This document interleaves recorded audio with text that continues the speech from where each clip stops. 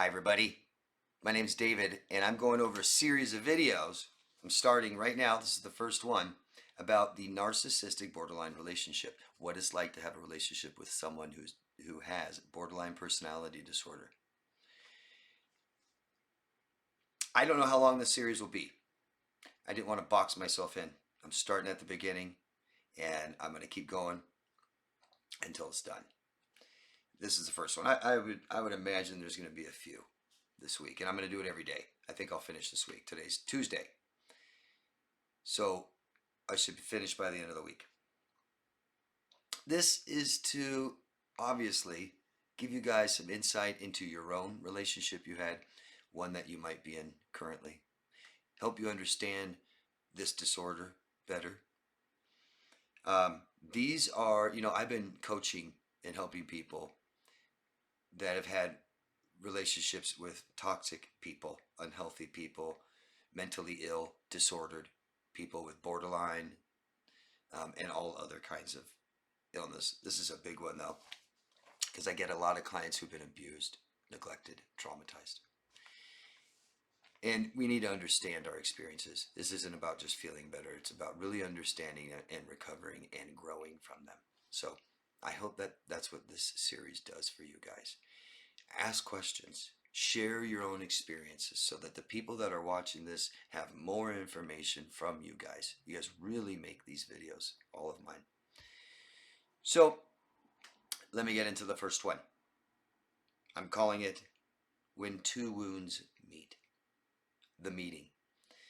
This is typical from what I've heard coaching. I just did a video about the spectrum of borderline, and so this person that we're going to talk about is a fictional character, not true. I'm going with the name Lisa. Lisa is undiagnosed, has borderline personality disorder. She is mid to high on the spectrum. That's where typically many of you guys fall in that have had relationships with people like this, because you've been abused. You're here watching my videos because you want answers, you've been traumatized, you want to heal. And usually it's from the more higher spectrum borderlines who really exploit and abuse and neglect very traumatically. So these are what I hear typically, okay? And I thought that would help a lot. So Lisa and Mark. I'll get into their profiles. First Lisa, then Mark.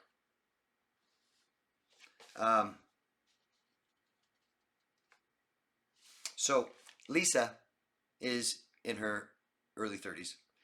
She has borderline, but she's not diagnosed. She's not aware of it. Mid to higher spectrum. She's narcissistic. We are all narcissistic. Narcissism is a spectrum we're all on, and we're not low. We're in the middle. Okay? Only a few of us are extremely high and have the disorder, and a few of us are extremely low and don't have much narcissism in them. Lisa's just got out of a relationship. It just ended with someone who has narcissistic personality disorder. I chose that because this is very typical. Very typical. Lisa was abused, neglected, traumatized, and discarded. She was abandoned. Recently. Very recently. She feels right now, she feels empty. She feels lost. She feels scared. She feels ashamed, and she's furious. Tells herself she's healing. She believes she's healing. She's on a dating site. She finds pleasure in scrolling through people, through faces on dating sites. She's looking for a void to fill. She contacts many men, gets many answers. It gives her a rush. She's idealizing already. She's got her idealized partner after dating a narcissist. She has trouble regulating her emotions, and this is a form of coping, not love. She is looking through faces, scrolling, dehumanizing people already.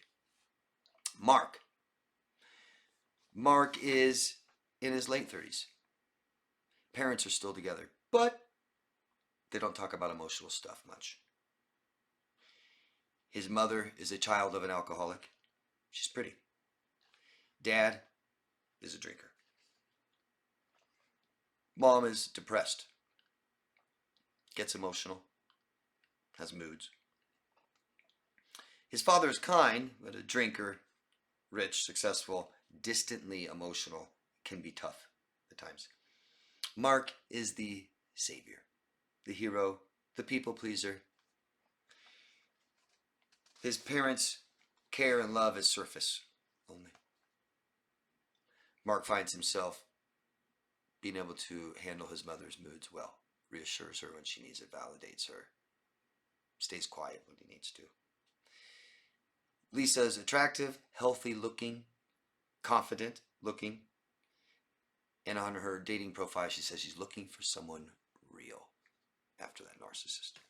Mark is in his late 30s, has a corporate job, makes at least 60 plus thousand a year, nice looking, good looking, stable, warm, friendly smile, safe. He says he's looking for a life partner who also wants to have some fun. You're about to find it, Mark. So, they finally hook up on the dating site, yeah? And they start talking on the phone. I wrote down a little conversation here. Lisa says, hey, I wasn't sure you'd actually call. Everyone says they will, and then they disappear. Testing reliability, subtle abandonment, anxiety, right out of the gate. Mark says, yeah, no, I'm not really a texter. I'd rather talk to a real person. Signals steadiness, but she hears safe. Lisa says, that's rare. Most guys just want to text and ghost. It's nice. You sound calm. Flattery mixed with probing. She's gauging emotional availability. Mark says, well, I try to be. I'm not into games, really. I've had enough drama for a lifetime.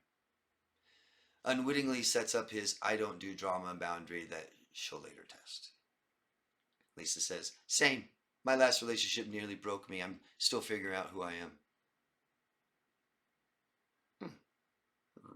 Red flag.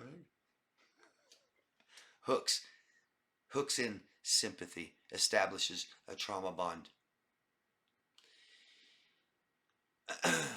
Mark says, I'm sorry. You didn't deserve that. How do you know, Mark? The line that seals the deal, instant validation, rescuer mode, engaged. Lisa says, I don't know why I'm telling you all this already. You just feel easy to talk to. Classic. Classic first bonding confuses vulnerability with connection. Mark says, I'm glad you did. I like real conversations. Reinforces the oversharing, gives her permission to attach. And just like that, two people who barely knew each other felt seen for the first time in a long time. But it wasn't connection, it was relief. That kind that comes right before addiction. So Lisa says, let's go out soon. Of course, right? Now that we know each other in a conversation. Mark says, sure. What do you want to do? She says, oh, I don't know. I don't care. Just be with you. Mark says, makes a suggestion. How about a dinner? Maybe a drink afterwards. Sure, Lisa agrees. Mark offers to either meet him there at the place that he picked, or he can pick her up. She says, well, my car's not working right now. Do you mind? No, not at all. Mark picks her up. She texts him before the date. I can't wait to see you. I'm nervous. Mark replies, me too. He is nervous too, and it makes him wonder why. I'm usually not this nervous. But he feels wanted and needed. The hook is set. The meet. Big, huge hug. Lots of love potion. What's love potion? Well, our nervous system has feel-good hormones and stress hormones. These protect us, make us feel good, things like this. Love potion is both. You know, where you feel so intense and you like someone, you want to see him so much, but then you get scared too, and you get sweaty palms and perspiration on your lip. You're like, why? If I like this person so much, why am I so nervous? I'm so scared. Oh my God. But it's so intense, isn't it? The drive really is symbolic. It's kind of the first problem. She didn't have a car. It's in the shop. It's a small, but it's just starting. He is investing more, let's say, already. Believes he is in charge, so he likes to feel like he's in charge, but really, she is. That's it. That's the first video. What do you guys think?